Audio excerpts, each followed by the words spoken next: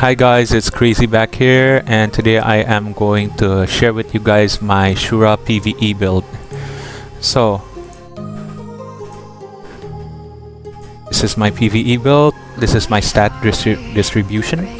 99 on STR, 99 on Dex, 99 on Luck. The rest is up to you. Skill set allocation, you can see from here. I can show you one by one. You can pause anytime you want. Yeah, we use Dragon Tiger combo. It's better for PvE because this one, the Thunderclad, is only for CC usage in PvP. As for my skill allocation, my auto settings is this. I use this critical explosion. And when I put this on and I remove it, this gives more damage somehow, even though it's crit chance, giving crit chance. Moving on to equip. This one normal, phantom combo, tier set. You can actually change tier to Carlston if you go to a PvE dungeon like Glory Ladder or TOC or Seaside, because you need to be a bit more tanky. And as for my accessories, I use Chaos. Same, both Chaos. And as for my headwear, Cher's hat, Mech Monocle. If you want another facewear, there's not much free-to-play facewear, but yeah, you can look it up. Maple Solitaire is free-to-play. And for backwear, Azure Melody, I tested out with Tome of Snow. The difference in damage is not as much, so for free to play you can get Tome of Snow. And for costume, Duo Shade is one of the best. Yeah, there's a lot of alternative costume DPS that are free now, so yeah, you can test it out yourself for your character, which one. Even Bunny Sheriff is good. So for Cogwheels, I use Mana Length Reversal, which is the main key here for Shura, because we are melee. And Thunder Rush, increasing critical damage in the Fierce state. So next will be Holy Light Shield for offense and defense. Ascetics, both for offense and defense as well. Ascetics is mostly for PvP, but this one is still, so I don't need to change my Smeldons at all. This one, Cold Blood, is not necessary. I prefer to have Bloodthirst, so for PvP, but yeah. Manas is necessary, so you can charge your spirit to full. Somehow it increases our damage. So when you talk about spirits, it's this one, the Spirit Ball. Somehow having 5 consistently, it increases your damage, but I'm not sure how the mechanic works. I just see it as such.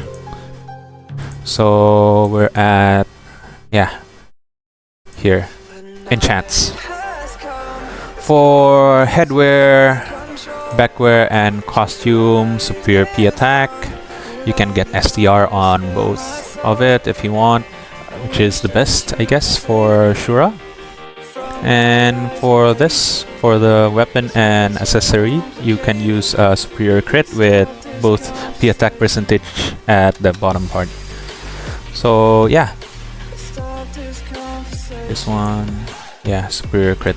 But if you go PvP, you might want to change this to melee boon. Okay, so for Nebula, you can actually see and screenshot from here my Nebula allocation. I think this is suitable for all jobs.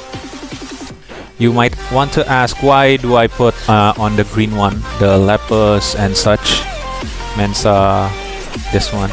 Somehow, even though it doesn't show the PvP ward on PvE, it sort of gives us a bit of tankiness. I tested it out on some dungeon, so yeah, that's how I kind of survive on some dungeon runs. I don't know how it works, but yeah, it's proven. So next is my sigil. These are this is actually not my usual sigil for MVP. I just did a glory ladder, so usually I just switch this one out. So this one is consistent in PvE. Choice of Faith, Soul Mark, and Nether Force. This one I switch out depending on what kind of run I'm going for. So for example, if I'm going for MVP run, I choose Choice Maze because I usually run MVP with my girlfriend's character, which is a Archbishop. Then she can heal me. But if you don't have an Archbishop or you don't want to put Sohi, then you can use Starfall. Since I feel I'm quite tanky enough to survive TOC, I use Starfall for TOC, Temple of Nightmare. And yeah, and if you don't have a priest, you can use Starfall in exchange for this floating protection. Okay, so moving on. Oh, actually, yeah, this is the Seal of Will. This is for combo build, the Job Sigil. Moving on to feathers, I'm too lazy to change this from PvP and PvE, so I just put it as such. All light and dark, and valor, truth. That's it. For mount equipment, I use melee. Somehow I try to increase, like, not to flop one-sided on the critical, but balance it out with the melee damage. PvE, this one versus large, max HP. Okay, Nexus.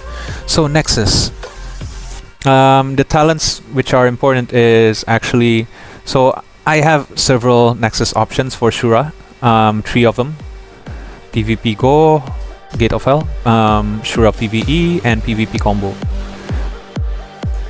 So for combo, this is the important one: Force Awaken, Swift Combo, Weakness Insight, and Racing Pulse. And Undaunted, I just put there. You can choose Ruthless instead. It's up to you. So this one, Force Awaken, when Power of True Self reaches 40. So it's this one over here. That's why this one over here. That's why when before I start dungeon, usually like for example TOC, I usually charge my Power of True Self, this, by clicking heal, you see, before engaging. So the thing is, if it's not full, you cannot activate your Dragon Tiger combo, so you cannot burst it well enough at the beginning. Sometimes you just want to get it done, so you just charge it up to 40, and then you can click it, click this one, and then click this and start hitting. Press auto. That's it. So yeah. Next one is this Swift Combo. So you must know that Crescent Elbow and Knuckle Arrow, when you deal damage, there's an additional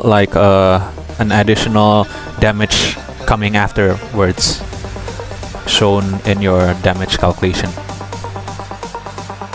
and it is force neutral. So yeah, just for you to know that some of our attacks, even in combo, are force neutral.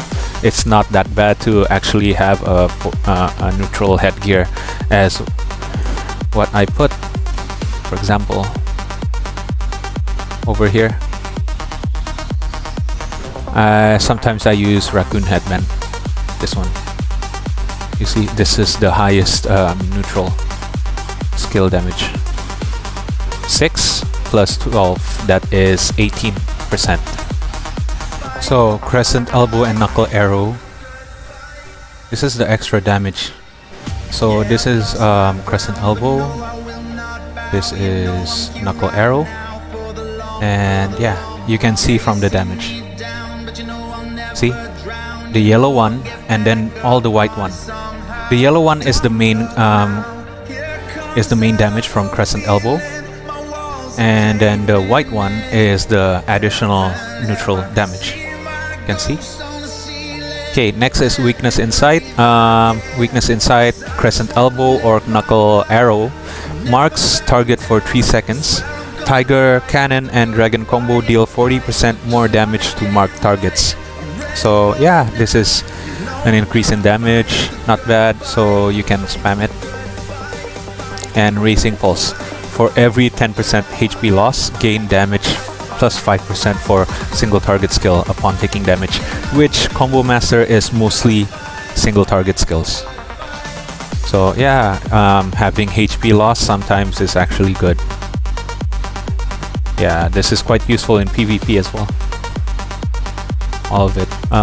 So for my deck, I use Minor Brutality, Major Brutality, and Might of Ymir. Soul Force. This is my Soul Force. Nightingale Echo, I use Cyclone Wrath. This one, offensive. This one is good. And for mount, I use Fiery Koi. If you don't have that, you can use others, like for free to play you can use the Coffin one, which you get from TOC, which I don't have, sadly. Where is it? Where's the Coffin? You guys know the Coffin. Here, this one. This is actually free. If you're lucky, you can get from TOC, Temple of Nightmare. Yeah, decent P attack percentage, STR as well. Yeah, that's the only decent free-to-play one. For spenders, I advise you to get Fiery Koi, either that or a Fluorescent Pot. High spenders or a really lucky person, really lucky people can use Kitsune. Okay. So I guess that's it for this video, guys. Thank you for watching, and I'll see you on the next video. If you have any questions, if you have any suggestions, please feel free to drop a comment, and don't forget to like and subscribe. Thank you guys. It's crazy here, and see ya. Bye.